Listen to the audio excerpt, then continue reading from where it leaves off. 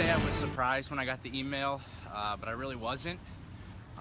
Unfortunately, it's something that we've all kind of come to expect at this point, as sad as that is to say. That was Liam McMonigal, a sophomore at Syracuse University and one of the leaders of a protest last night that went from Chancellor Kent Severud's house to Hendricks Chapel to demand action from the university. Good evening, I'm Mike Riccardi. Students demanded the release of a video that depicted new pledges in the Theta Tau professional fraternity using racist language as part of an initiation.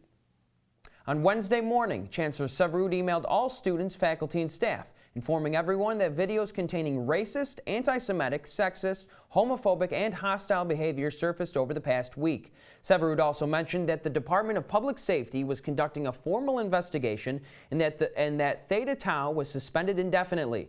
Almost immediately, students began requesting the videos released from Syracuse University. The hashtag #ReleaseTheVideoSU appeared on Twitter, along with alleged dialogue from the video. Many students, such as Liam, protested outside Chancellor Severud's house before walking to Hendricks Chapel to begin a dialogue on treatment of minorities at the university. The Daily Orange released the video during the event where it was picked up by national outlets. The national branch of Theta Tau issued a statement today saying that a preliminary investigation found that the people in the video were not chapter members. Criticism of the university has not gone away, however, with a sit-in planned at the Shine Student Center tomorrow morning.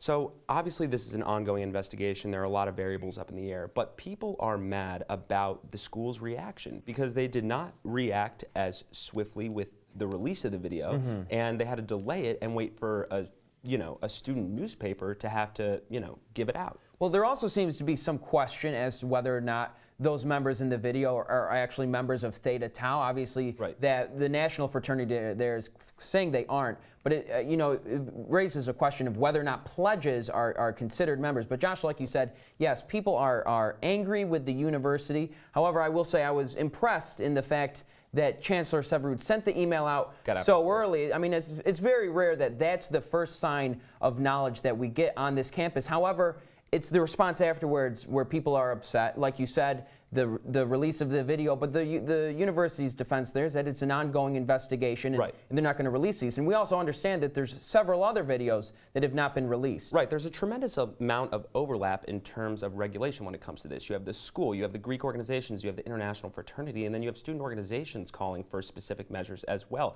And some of those students just wanted their voices to be heard, like we saw out in the Chancellor's house protest, and we'll take a look at that now. We make sure that we speak up and make our voices heard. As Taylor was saying, we are paying to be here.